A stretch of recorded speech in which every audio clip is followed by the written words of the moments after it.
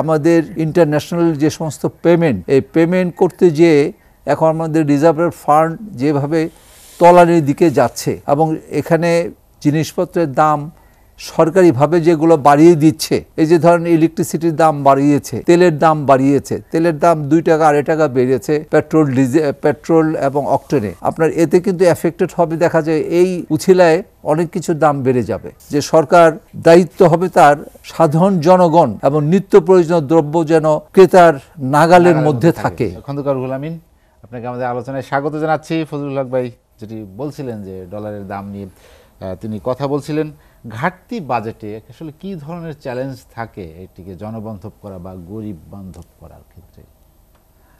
হ্যাঁ, ধন্যবাদ আপনাকে এবং আমাদের এই এসএটিভির কলাকুশলী এবং বিশেষ করে যারা দর্শক রাত্রে শুনছেন সবার প্রতি শ্রদ্ধা। আমরা তো প্রকৃতপক্ষে আলাপ আলোচনা করে যাচ্ছি।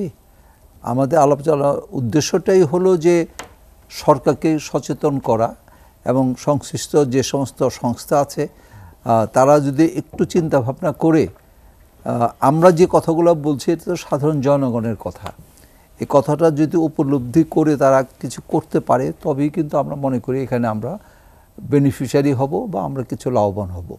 কিন্তু আমার কথা হলো কি যে আমরা যে আলোচনা করা হয় এটা কি কোনো মূল্যায়ন করা হয় কি না। আর প্রকৃত বাজেট এর আগে বলেছি যেটা করার তারা সেটা তারা করিয়ে ফেলেছে। এখন অনলি 5% আছে যারা এটা বাজেটে কিছুটা পরিবর্তন, কিছুটা, এটা অনলি 5%, 95% যা আছে তাই থাকবে। তো এখানে আমাদের দেখতে হবে যে সামাজিক সুরক্ষা কতটুক আমাদের বর্তমান এই বাজেটে করতে পারছে। আমাদের যেটা আসল শক্তি তা হলো শিক্ষা এবং স্বাস্থ্য, এই দুইটি সেক্টরে কিভাবে কি পরিবর্তন এবং কি করলে ভালো হবে এবং এই বাজেটে সেই ধরনের প্রতিফলন তো আমরা দেখতে পাচ্ছি না। তো আমার কাছে কথা হলো এখন ডলার নিয়ে যে কথাটা আসছে, ফজলুল হক সাহেব খুব সুচারুভাবে যে কথাটা বলেছেন এটা কিছু লোকের ভালো হবে, বিশেষ করে যারা রেডিমেড গার্মেন্টসের সাথে যারা সম্পৃক্ত আছেন তারা কিছুটা বেনিফিশিয়ারি হবে। এবং তার চাইতে বড় কথা যেটা আমাদের প্রফেসর সাহেব তো বললেন যে বর্তমানে আজকে ওপেন মার্কেটে 122-126 টাকা করে ডলার চলছে। তো প্রতিটা ক্ষেত্রে কেন জানি মনে হয় যে সুশৃঙ্খলার অভাব আছে এবং বিশেষ করে অর্থনৈতিক সেক্টরে আমরা সবচেয়ে বেশি আপনার চ্যালেঞ্জিং অবস্থায় আমরা আছি।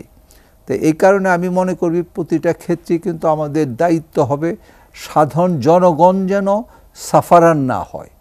কিন্তু এখানে দেখা যায় কি যে কিছুই করুক না কেন সাধারণ জনগণের উপরে এটা প্রেশার পড়ে। প্রথমে তো ব্যবসায়ীদের উপরে চাপিয়ে দেয়, আর ব্যবসায়ীরা নিজের অস্তিত্ব টিকিয়ে রাখার জন্য অবশ্যই জিনিসপত্রের দাম বাড়িয়ে দেয় এবং নিজেদের চলার স্বার্থে যে সমস্ত ক্রাইটেরিয়া দরকার তা পালন করার চেষ্টা করে। কারণ আমার অস্তিত্ব তো আমাকে টিকিয়ে রাখতে হবে। কেননা আমি গত সপ্তাহে যেটা বলার চেষ্টা করেছি যে এইবার আপনার অন্তত 60% ব্যবসায়ী যারা ক্ষুদ্র এবং মাঝারি যারা ব্যবসায়ী আছে তাদের কথাই বলছি, তারা এই জুলাইয়ের পরে দেখা যায় হয়তো 1-2 মাস সময় পাবে, তারপরে ম্যাক্সিমামে তারা আপনার ওই ঋণ খেলাপির খাতায় তারা পড়ে যাবে। কিন্তু দেশের এই পরিস্থিতির কারণে, তার ব্যবসায়িক কারণে না আমি বলছি।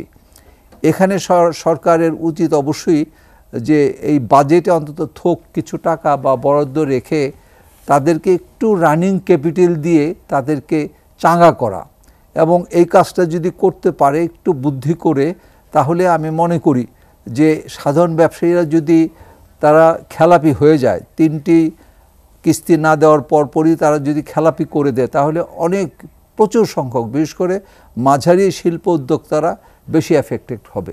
কিন্তু সরকার কিন্তু এই ধরনের কোনো সুযোগ বা এই ধরনের কথাবার্তা এখন আমরা শুনছি না।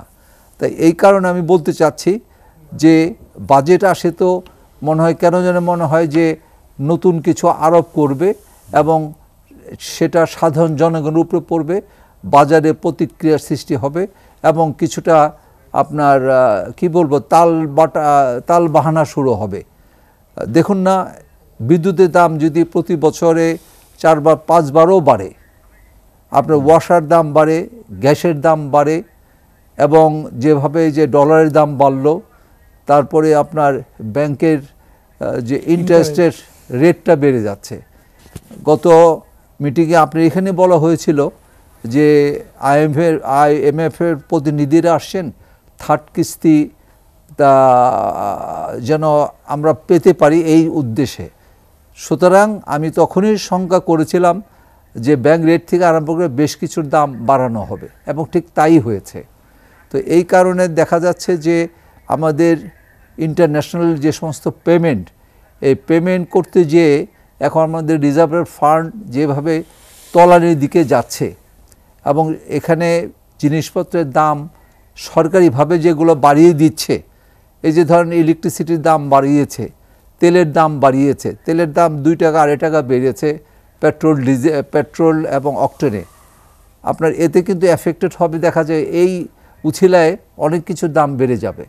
তাই আমি ধারণা যে সরকার দায়িত্ব হবে তার যে সাধারণ জনগণ এবং নিত্য প্রয়োজনীয় দ্রব্য যেন ক্রেতার নাগালের মধ্যে থাকে।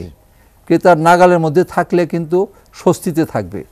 কেন জানি আমি মনে করছি যে ইলেকশনের পরে এইবার কোনো কিছুই আমরা স্বস্তি দেখছি না, প্রতিটা ক্ষেত্রেই আপনার দাম বৃদ্ধির দিকে। এই বৃদ্ধি যদি হয়, আমাদের সাধারণ যারা স্মল এবং এন্টারপ্রেনার আমরা যারা আছে, এসএমই সেক্টরে আমরা যারা আছি, আমরা যদি সচ্ছলভাবে না চলতে পারি, তাহলে কিন্তু দেশ এবং দেশের অর্থনীতি ভালো চলবে না, জনগণ ভালো চলবে না। ওয়ালটন ফ্রিজ কিনে অনেকের মতো আপনিও হয়ে যেতে পারেন মিলেনিয়াল। সেরা পণ্যের সেরা অফার।